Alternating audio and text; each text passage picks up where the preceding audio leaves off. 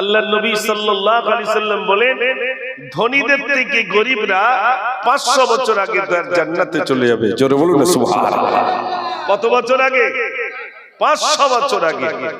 দুনিয়ার 500 বছর না, আখিরাতের 500 বছর, মানে দুনিয়ার কোটি কোটি বছর আগে গরিবরা তার জান্নাত চলে যাবে। আচ্ছা আপনারা বলুন তো, গরিব করে রেখেছে কে? মমতা ব্যানার্জি না নরেন্দ্র মোদী না আল্লাহ? একটু কথা বলেন আমার সাথে। আল্লাহ রেখেছে তো? তা আল্লাহ কেন গরিব করে রেখেছেন?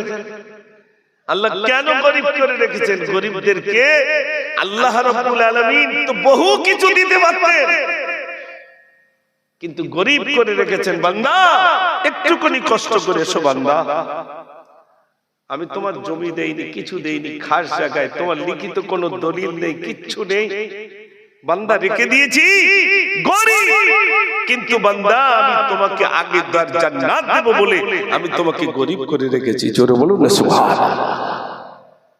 না আপনাদের ওই রেকর্ড করতে যেতে হয়, না আপনাদের খাজনা দিতে হয়, কোনো টেনশন নেই, কারণ পুকুরেও মাছ ধরতে হয় না, আল্লাহ বড় বড় পুকুর আপনাদের জন্য করে রেখে দিয়েছে, তাই তো নাকি?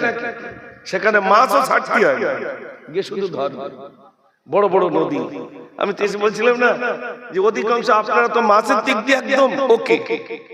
আমি ওই বাড়ি যাওয়ার সময় বক্তরার ওই ওখানে একটা খাল আছে, দেখবেন খাল আছে, তো এখন তো টর্চ লাইট উঠেছে সব মাথার এখানে, মানে চাম সিস্টেম, আর এই জায়গায় টর্চ লাইট, এর আগে হাতে থাকতো, এখন উঠেছে মাথায়।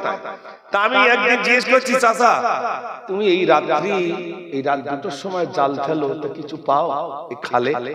আমাকে বলছে, আল্লাহ আমার প্রত্যেক দিন এইখান থেকে আমার একটা রুজির ব্যবস্থা করে দেন। জোরে বলুন না সুবহানাল্লাহ।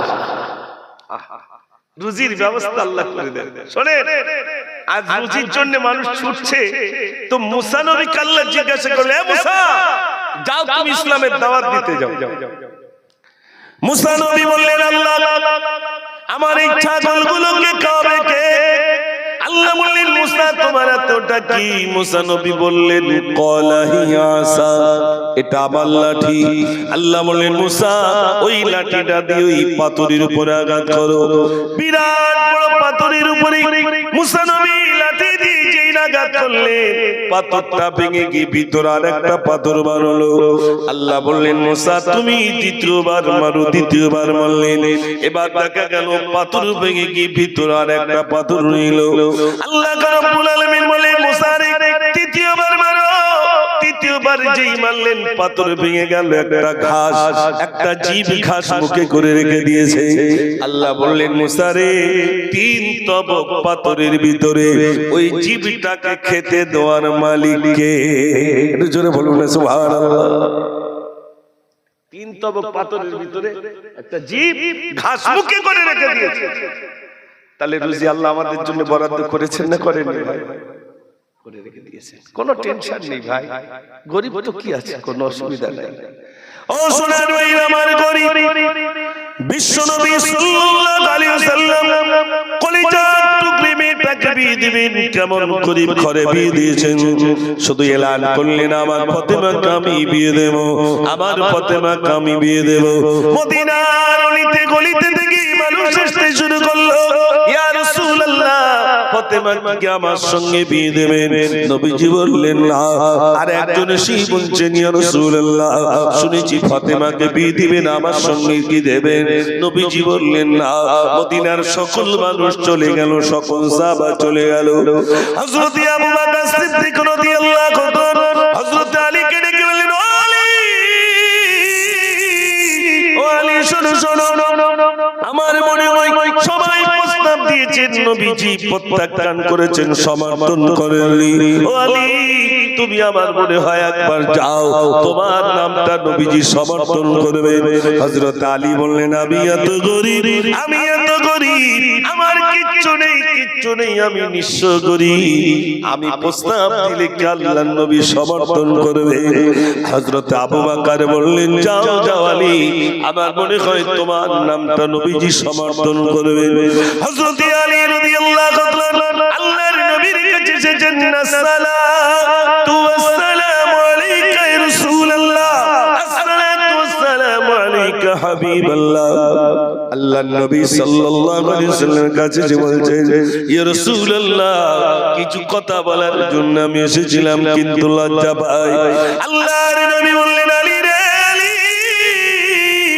যদি তোমার লজ্জা পায় তাহলে কিসের জন্য তুমি বলতে এসেছো বলো।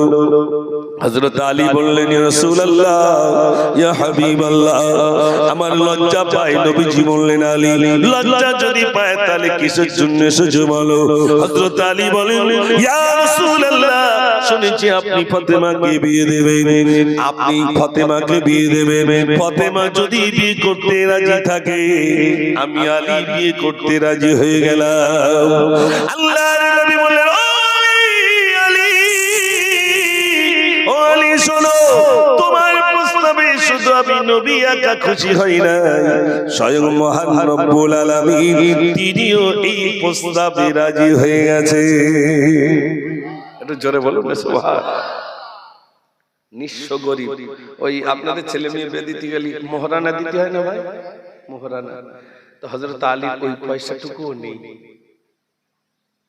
ফাতেমার বিয়ে দিচ্ছেন একেবারে নিঃস্ব গরিব, আর আমাদের মেয়েগুলো বেদে বিরাট টাকার মালিক, তারপর গরিবের অস্তিত্ব নেই। আপনারা গরিব তো কি আছে, কোনো টেনশন নেই, আলহামদুলিল্লাহ।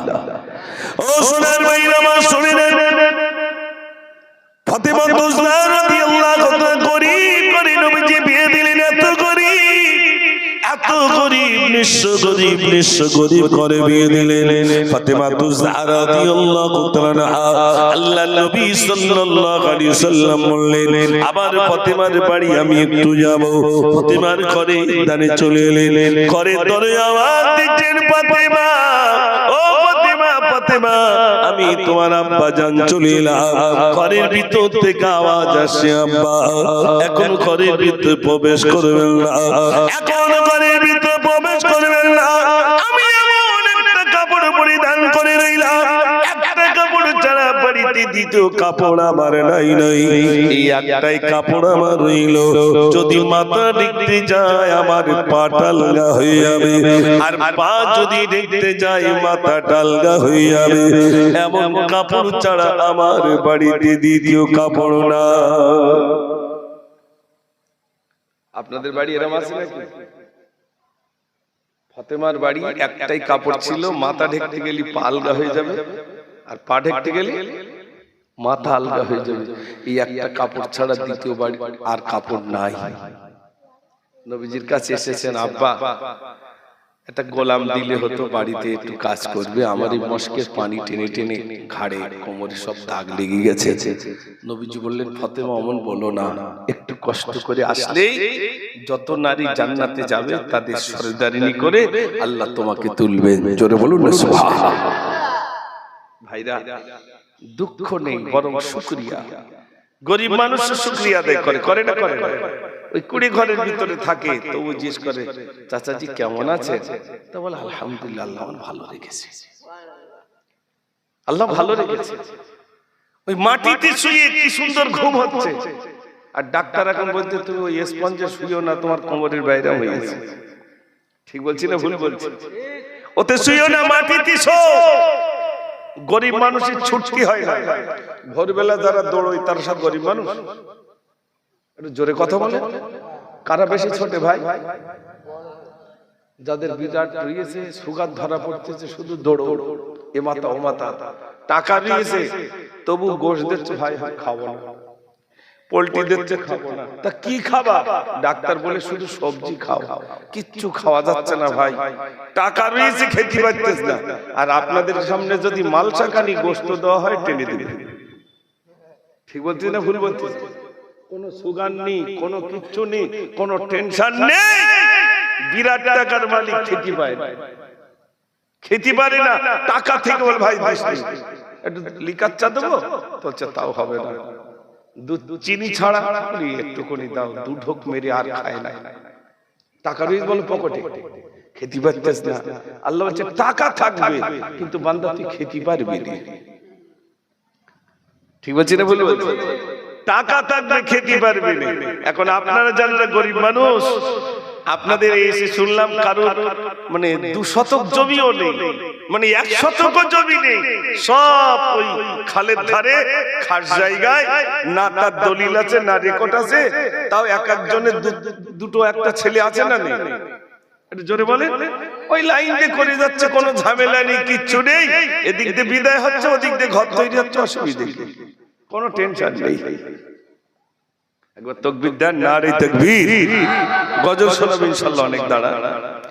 ও সোনার ভাইরা আমার, হযরত ওমর ফারুক রাদিয়াল্লাহু তাআলা তিনি ছিলেন অর্ধজানের খলিফা,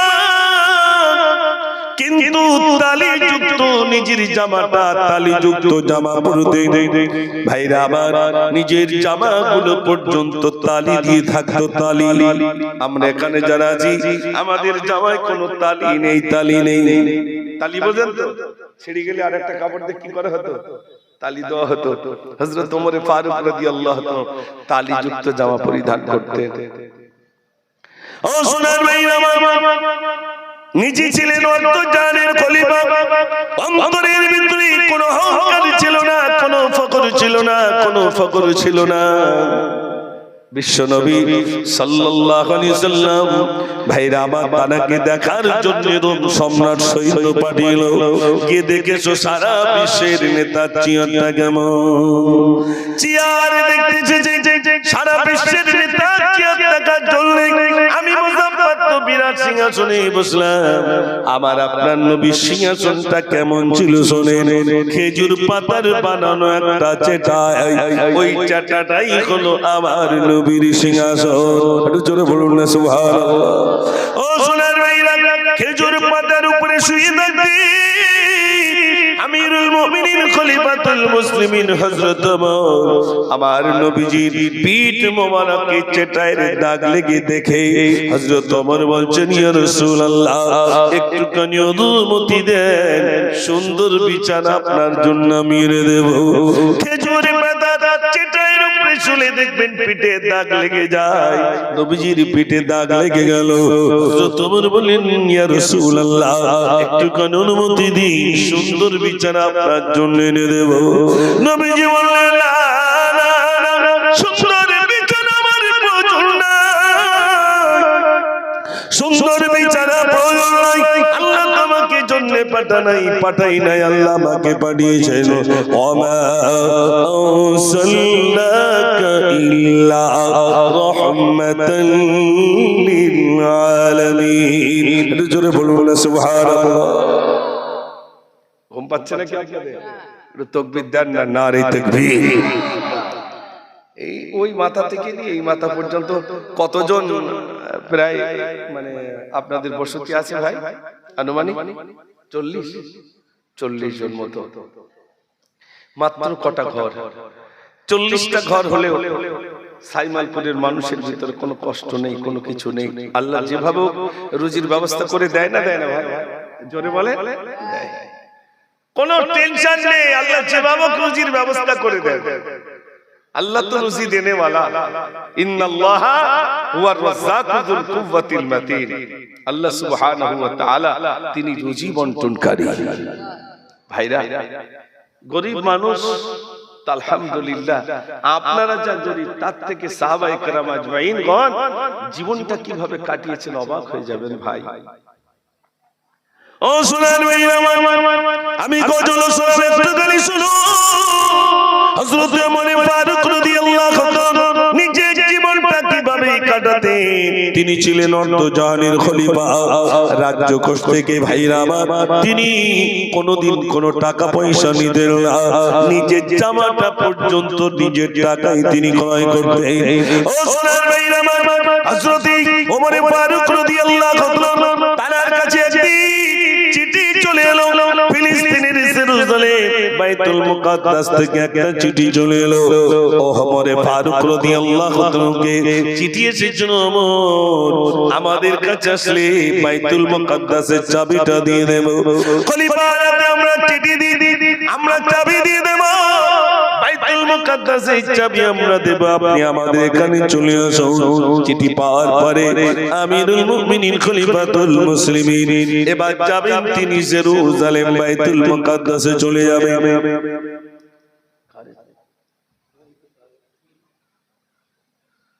আচ্ছা ঠিক আছে, যা ঘুরিয়ে, আচ্ছা তুই ঘুরিয়ে আয়, ওই দিক দিয়ে ঘুরিয়ে, দোকানের দিক দিয়ে যা, ঘুরিয়ে আয়। এটা তাকবীর দেন, নারে তাকবীর, আরেকটু জোরে দেন, নারে তাকবীর। মাশাআল্লাহ, কষ্ট হচ্ছে না তো? মাশাআল্লাহ। ভাইরা তো বলছিলাম হযরত ওমর ফারুক রাদিয়াল্লাহু তাআলা তিনি যাবেন, জেরুজালেম যাবেন। তো সবাই বলছেন একটু ভালো জামা কাপড় পরে যান। তো হচ্ছে না, অসুবিধা নেই, আমি যে কাপড়টাই পরে আছি এটা দেখলেই মানুষ আমাকে চিনে নেবে, ঠিক কি না ভাই? হযরত ওমর ফারুক রাদিয়াল্লাহু তাআলা তিনি এবার যাবেন বাইতুল মুকাদ্দাস, জেরুজালেম যাবেন। ও সোনার ভাইরা, এমন সময় দেখা গেল তার জন্য একটা নির্বাচিত হলো ঘোড়া, এত স্পিডে এত দ্রুত গতিতে যায়, হযরত ওমর লাফ মেরে জমিনে পড়ে গেলেন। সবাই জিজ্ঞাসা করলেন, ও আমিরুল মুমিনিন, ঘোড়ার পিঠে সওয়ার হয়ে যাচ্ছিলেন, কেন লাফ মেরে পড়লেন? ঘোড়ার পিঠে উঠে যদি আমি যাই, আমার ভিতরে অহংকার এসে যাবে, আমার ভিতরে ফখর এসে যাবে। দেখো আমি বিরাট বড় বাদশা, আর আমি ঘোড়ার পিঠে সওয়ার হয়ে যাই, আমার ভিতরে অহংকার এসে যাবে। যদি অহংকার এসে যায়, সমস্ত আমলগুলো বরবাদ হয়ে যাবে। এই জন্য আমি ঘোড়ার পিঠে যাব না, যাব না। তিনি কি করলেন? একটা দুর্বল উট নিলেন, উট নিয়ে এবার তিনি একজন গোলামকে দিলেন। গোলামকে বললেন, গোলাম শোনো, আমি উটের পিঠে উঠলাম, তুমি দড়ি টানতে শুরু করবে। আবার আমার যখন কষ্ট, তোমার যখন কষ্ট হবে, তুমি উটের উপরে উঠবে, আর আমি ওমর দড়ি টানতে টানতে নিয়ে যাব। আচ্ছা, এরকম কোন মানুষ দেখেছেন যে মনে করুন এই আপনাদের তালপুকুরতে চৌমাথা পর্যন্ত ভ্যানে যাবে, তা বলতে ভাই তোমার যদি কষ্ট হয় তা আমার কাছে দিও, আমি একটু চালাবো? কোন প্যাসেঞ্জার এরকম বলবে? ভাই বলবে যে আবার তোমার কষ্ট হলে আমি চালাবো, আমার কষ্ট হলে তুমি চালাবে? এরকম পালাক্রমে চৌমাথা পর্যন্ত যাবো বলবে? বলবে না। হযরত ওমর ফারুক রাদিয়াল্লাহু তাআলা বলছেন যে আমি উটের উপরে উঠলাম, তুমি দড়ি টানতে টানতে নিয়ে যাবে, আর তোমার যখন কষ্ট হবে তুমি উপরে উঠবে, আমি দড়ি টানতে টানতে দিয়ে যাবো। একটু জোরে বলুন না সুবহানাল্লাহ।